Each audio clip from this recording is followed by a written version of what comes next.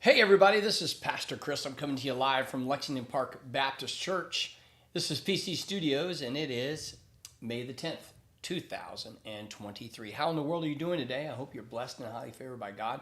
Good to see you out there. I think I saw a few of you. I think I saw Sandy and Marisa, and I think I saw somebody else out there on the channel. Welcome to the program. I think Sherry's out there as well. So anyway, welcome to the program. Good to be with you. Make sure you sign in on facebook.com/Pastor Chris McCombs.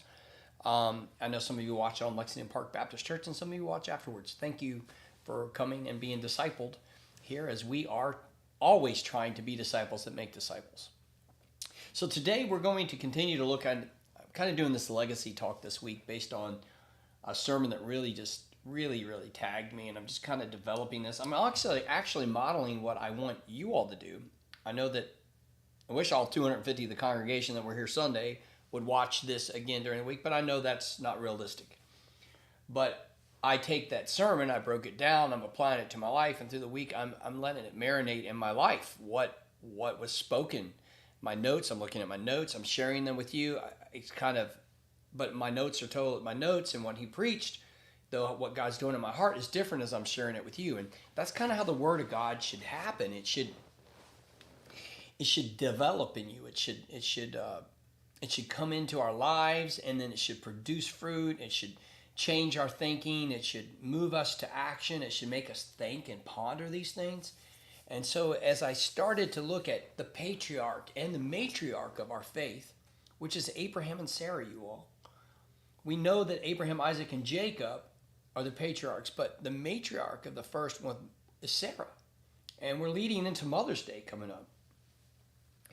And I'm going to be preaching on Lois and Eunice of Timothy this Sunday, and so I've been really delving into this legacy idea. What kind of legacy of faith are we exhibiting? How are we living our lives to influence others?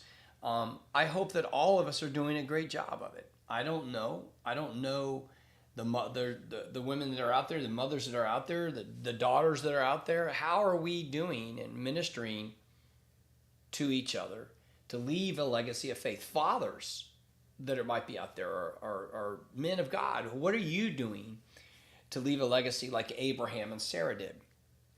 They messed up too, just like you and I did, like we do. That there wasn't the patriarch and matriarch of our faith were not perfect. Made many mistakes. We talked about that a little bit this week, but they left a legacy of faith.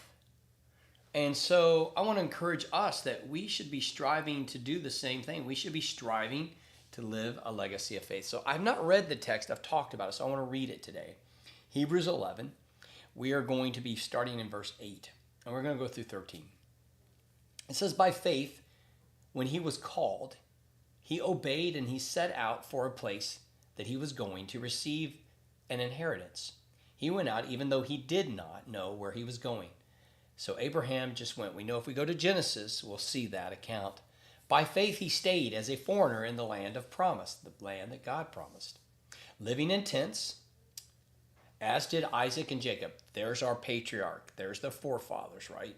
Abraham, now Isaac and Jacob, they all went to this land that they went to, the land of inheritance, the land of promise, and they lived there. They're co-heirs of the same promise. So Abraham, Isaac, and Jacob are co-heirs of the same promise. So are you. And the matriarchs are not mentioned here. They will be in a minute, but the matriarchs are there too. So women, you're not shortchanged here, okay? I want to make sure women, and I'm going to make that very clear this Sunday, women, you're not shortchanged. You're so important to the family of God and to your family and to society. So by faith they stayed there. They were co-heirs. Verse 10, for he was looking forward to the city that has foundations, whose architect and builder is God. I want to pause there for a minute. Verse 10 is talking about a promise. God's talking to Abraham in a tangible promise, a land. But Abraham's thinking bigger. The Hebrew writer is telling us this inheritance is not just here. Abraham knew God told him to go to a foreign land and he would leave there as a foreigner. But he knew there was a greater city that was coming. Now we know in Revelation 22, right, when we can fast forward, there's a city that's coming. There's a new Jerusalem. There is a place with streets of gold. There's a place with streams of water, and the living tree of life is there. We know this. But Abraham is looking forward to that day, for he was looking forward to a city that had foundations, whose architect and builder is God. He's not just talking, now some might say, well, he was looking to the temple in Jerusalem. Well, no, the Hebrew writer's writing after that. He's not talking about some man-made thing. He's talking something eternal. The architect is God, and it's eternal. So Abraham knew, even though he had a promise here on earth, there was a greater promise. Everyone in my audience, I want you to hear this. The promises of God on this earth are true, and they're for all of us. But there is a day that's coming. There is an eternity that waits for all of us, and that's why I'm talking today about living beyond your mortality. Living beyond your mortality. Abraham lived beyond his mortality. Now, he did that practically, but spiritually. He's in heaven. He's with the Lord. He didn't know the promise of the Lord. He did not know the Messiah. He never saw the temple built. He lived in tents, you all. But he lived in the promised land. But he knew the day was coming. He knew there was a city. He knew there was an architect. He knew there was a God that was building something so much bigger than anything he could have here on earth. He lived beyond his mortality. He knew to look beyond here and now. How are you doing with that? You know, with the song Beulah Land, do you see beyond this earth? Do you see beyond this mortal body? Do you see beyond the grave? Jesus, did he conquer the grave? He's the risen Lord. Abraham, we talk about Abraham's bosom, the place that we die that was good before Jesus, right?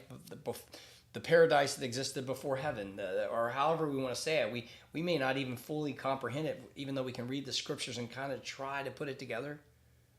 But this place where they went, Abraham knew there was something greater. So then we move on in verse 11. By faith, here's Sarah, here's your matriarch for you. By faith, Sarah herself, when she was unable to have children, received power to conceive an offspring, even though she was past her age, since she considered that one who had promised was faithful. Now we know she laughed. We know that Sarah didn't immediately go, I believe exactly what I'm hearing. I'm laughing at this, right? But at some point, let's not believe, she did believe in God. She did trust in him. It just was a laughable moment. Yeah, right. You know, God's going to do that. I mean, has any of us done that? Yeah, right. God's going to really do that in my life. Yeah, he could never do that. We know he can do it. We know nothing's impossible, but there's a part of us that holds back. And we say that could never happen here. I've heard it here at Lexington Park. That, you know, nothing good happens in Lexington Park. That can never happen here. You know, do you know our past? I've dealt with that for 7 years. Not as much now. That talk has kind of stopped. I mean, some people still want to move away from here, and there's all kinds of chatter like that I get from time to time. For the most part, though, people are like, God is moving here. God is doing things here. And so we need to have this belief that God is in the midst of us doing great things. Sarah knew that. There may be some doubts. There may be some times where we struggle with, why, God, did you let that happen? Or why did that happen? Or why has this happened? Or why did that person leave? Or God, why are we struggling with this or that? Or, you know, we can do that in all of life, because guess what? There's always going to be stuff going on in life that doesn't make sense. But you know what? God is still there. God is still moving. He was moving in Sarah's life right here to bring the promise, not just the promised land, but that God would be faithful. So Sarah knew the one who made the promise was faithful. It wasn't about her old age. It wasn't about Abraham. It wasn't about anything. It was about the God who made that promise, and he is faithful. Then in verse 12, therefore, from one man, in fact, from one as good as dead, came offspring as numerous as the stars of the sky, innumerable as the grains in the sand along the seashore. So listen, Abraham didn't get to see this. He was dead. He was as good as dead. He was in old age. Sarah was in old age. But Isaac came. They didn't see the stars. They didn't see the seashore. You and I are that now, though. We are the legacy of Abraham. We are the legacy of Sarah. We are through Abraham, Isaac, and Jacob. No, we're not Israelites. No, we're not Jewish. But we're through the Messiah.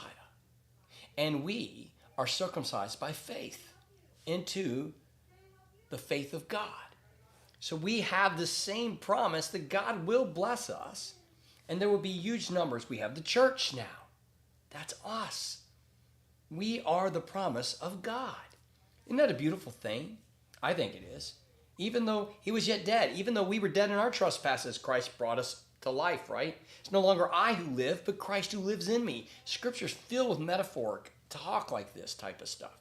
God will fulfill his promise through us. He will save us. Anyone who calls upon his name will be saved.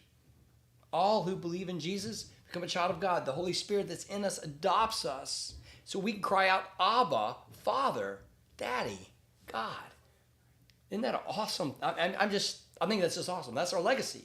We are the family of God. We know that there's a thing that awaits us. Just like Abraham's looking forward to a city to come, we too look to a place that is yet to be. We live on earth with the promises of God, but with the promise of eternity. And then look here.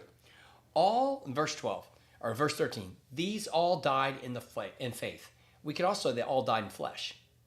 So Abraham and Sarah, they died, but they had faith. They died in their flesh, but they had faith. Their spirit went on. Although they had not received the things that were promised, but they saw them from a distance, greeted them, and confessed them that they were foreigners and temporary residents on this earth. Let's just stop and as we look at this legacy, living beyond mortality.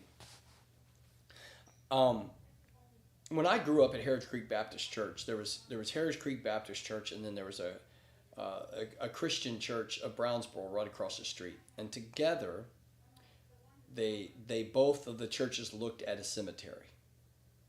And in that cemetery, my daughter Victoria is buried. All of my father's parents, what would be my great-grandpa and grandma from his side, and my grandparents from his side, I never knew them. They're all buried there. Then you go up a little bit farther into that cemetery, and my grandma and grandpa from my mother's side, who I knew all of my life, into my adult years, the Gorbents, they're there. At another cemetery, not that one, I also knew my great-grandparents. But also in this cemetery, you can go to the other side to the parish side of my family. And buried in there is my great-grandpa Walker. Samuel's middle name's after him. And I knew great-grandpa until I think I was into, Shawnetta got to meet him. So I know Shawnetta knew him. So I think he died around when I was about 21.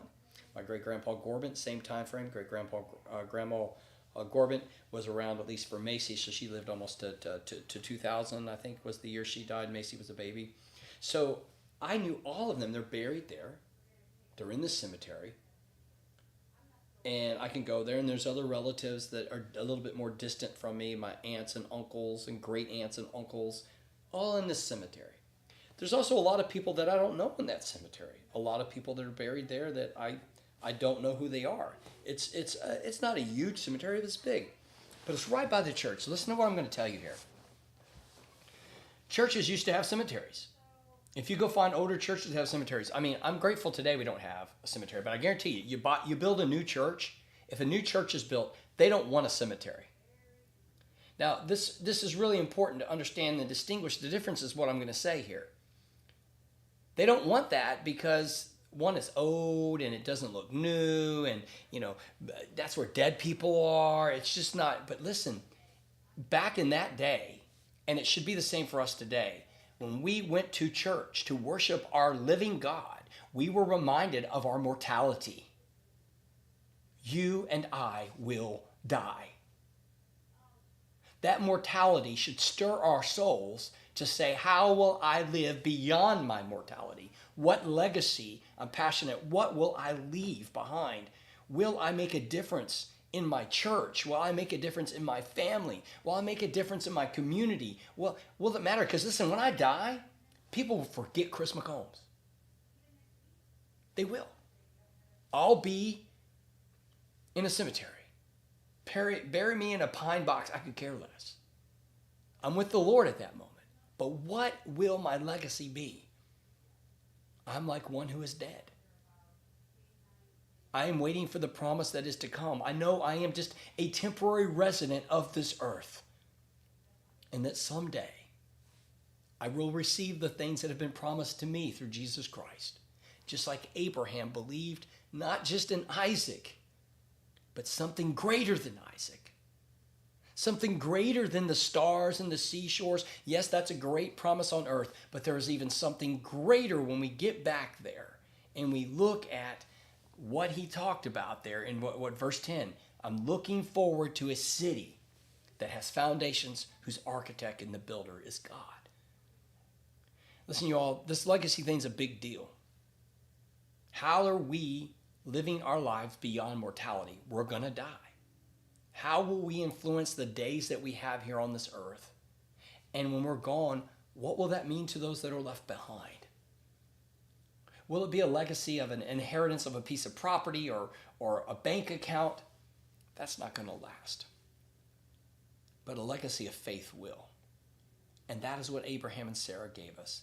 It was much more than the promised land. It was much more than a tent. It was much more than any possessions or of inheritance. It's a legacy of faith.